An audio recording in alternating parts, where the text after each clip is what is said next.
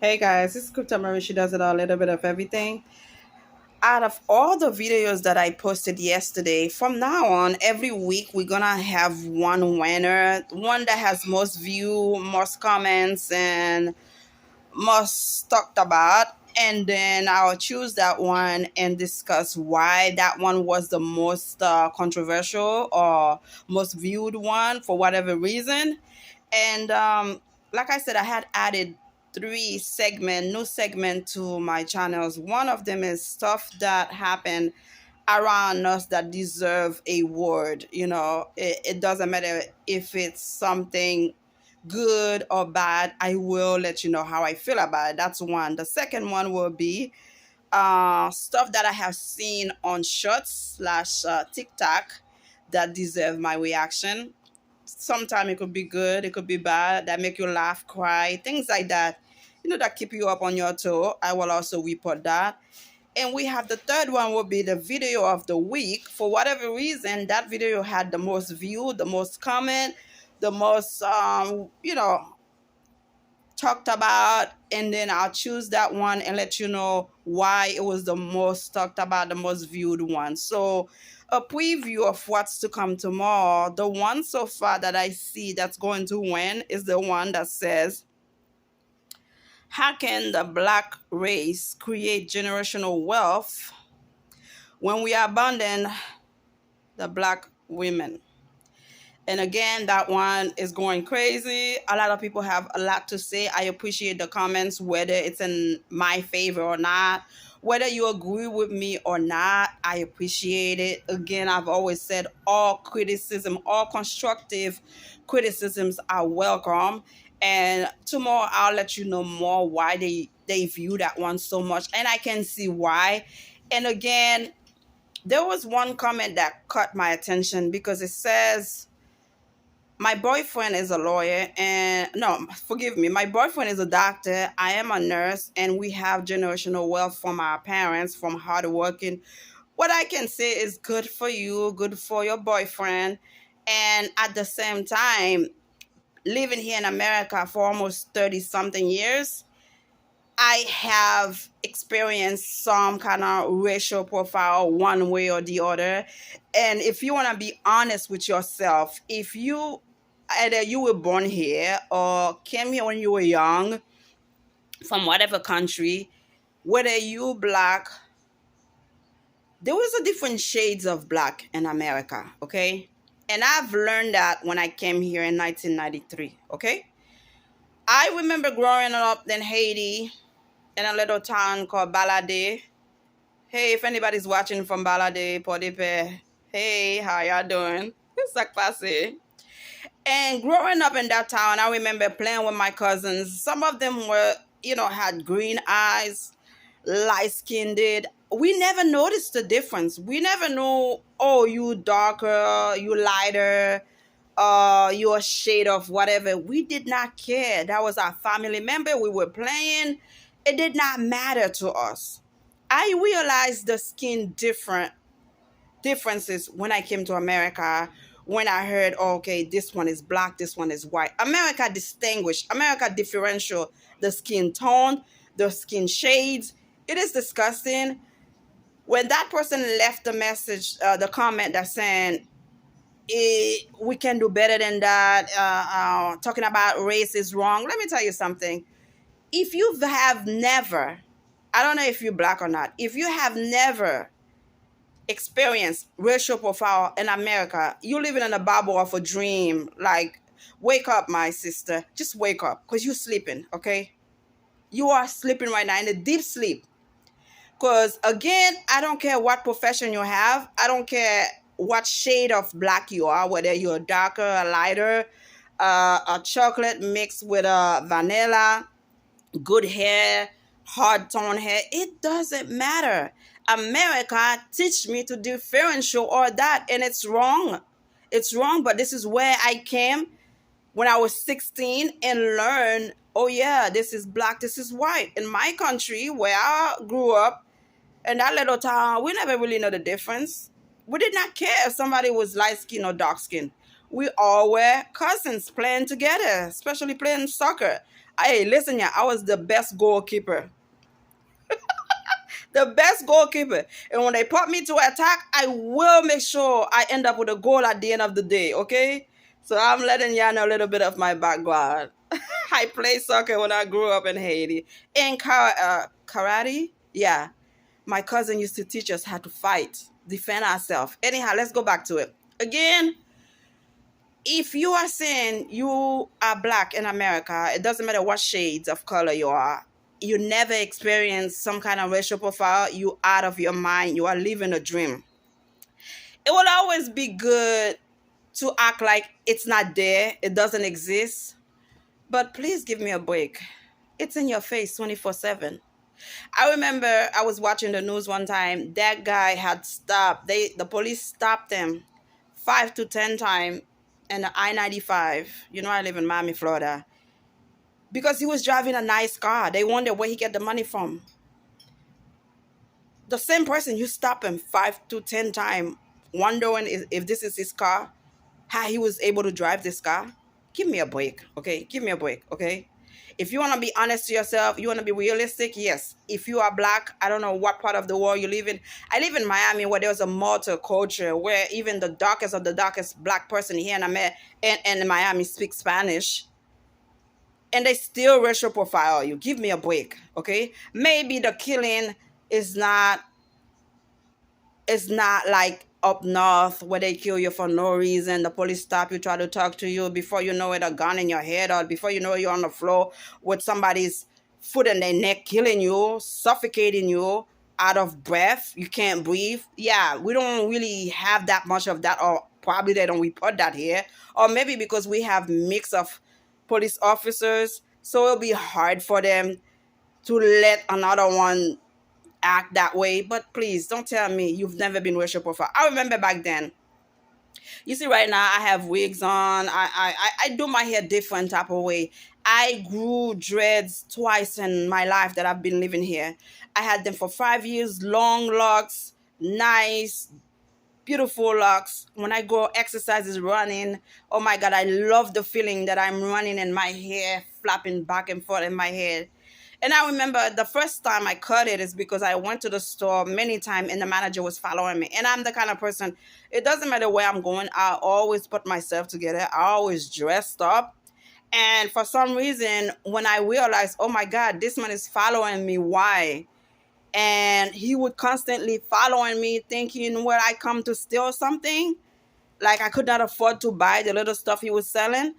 And I said, you know what? It's enough is enough. I cut my dreads, and I missed it. Like 2 years later, I decided to grow it again, and I had it for 6 years. Same thing.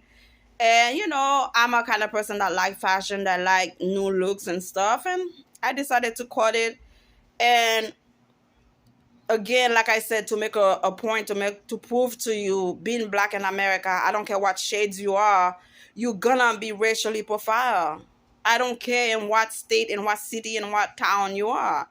They gonna say stuff to you. They gonna write things. Even LeBron James, that has billion now, when he moved back to Cleveland, they put the N word in his wall. Come on, man. Chris Rock, the comedian, I love him so much. I'm really I'm sorry for what happened to him, between him and the stupid Will Smith.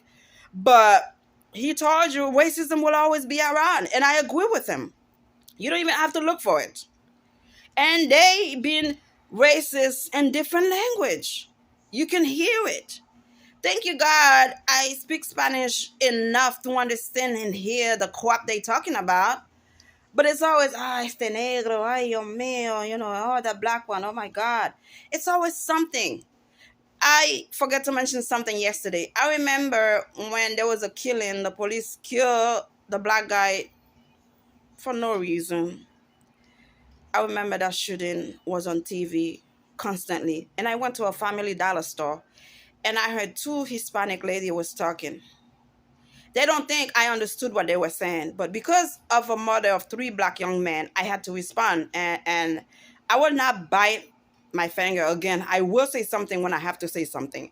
And I heard they were saying, ay, Dios mío, qué se enojen? ¿Por qué? ¿Por qué están peleando si ellos mismos matan uno a otro? And I said, oh, God damn it. No, I'm not going to let that pass by. I said, señora, yo soy madre soltera con 3 hijos. Lo que usted acaba de decir no es bueno. No me gusta para nada. And then they were shocked. They're like, oh God, what is she saying? Oh, she speaks Spanish. I said, yes, what you just said, I did not like it. I'm a single mom of 3 young black men. And you are saying that why are we angry? Why are we fighting when the police kill one black man and we are killing each other? And I said, us killing each other, it amongst us to decide when to stop, why we're doing it. I know it's not right, but for you to say we should not be mad because we are killing each other, it's not a big deal for the outsider to kill us. It's just not right. I had to set them up right there, let them know I did not appreciate that, you know? And again, yes, one guy left a comment saying 80% of black women are filing for divorce. That is too general for me. You have to give me some kind of proof. What statistics state that the black woman, file first? And probably if we file first, it's because we get tired of the crap. Enough is enough. I don't want to die of being stressed, high blood pressure, a stroke because of a man. It's not worth it at the end of the day. It is not worth it. I was telling my son, well, if 80% of us black women file for divorce, it is exactly what happened. We cannot take it anymore. I have a feeling, or I've heard, that black men that dated other races because other race don't give them hard time like black women do. You should have expected it, because if you grew up in a house of black women, we are tough, you know. We want something good to come out of it, out of you. And if you decide to go around disrespected woman however you want to, as if you were not raised by a black woman, then you're wrong for that, because you know better. I have 3 black sons and 1 beautiful black young lady, and I make sure my black son respect young lady and tell them I've been through a lot with men in life, and I would wish you guys don't treat women the way I've been treated in the past. And do not ever use the word I love you if you don't love the person. It's the wrong thing you can do. You can say I care for you, I respect you, and show that you care and respect that person. But the word I love you, a scorned woman will knock you down badly. And stop messing with that word I love you. You don't even know me, I love me. I've seen strangers on the street say I love you. I'm like, I don't know what to say. You don't know me? What kind of love is that? Do you know what love is? Why do you love me? You don't even know my name. You don't even know me. You could say, oh, I appreciate you. Thanks for what you've done. You know, if I give you $1, you ask for $1. Say, okay, thank you for the dollar. But don't say you love me. You don't know me. I love you is a strong word. You can't just throw it out there like it's okay. How can you love somebody and go cheat on them? I ask guy, if you are cheating and you go home to your wife or to your significant other, how do you look at that person in the eyes and knowing what you just done? Knowing you just been somewhere else doing whatever hell you want to and come home and look at that person and say, I love you. How dare you? Lying to somebody like that, you know? How could you do that? Again, I will tell you tomorrow why that video is the most viewed one so far. The subject is a little controversial. People don't want to talk about racism in America, but it's there. You know, it's there. I was watching one clip of one pastor that says Muhammad Ali call him, you are the N-word. And then he said, oh my God, I'm a pastor. I'm a high educated guy. How can you still call me the N-word? And then he said he realized later on what Muhammad Ali was trying to tell him.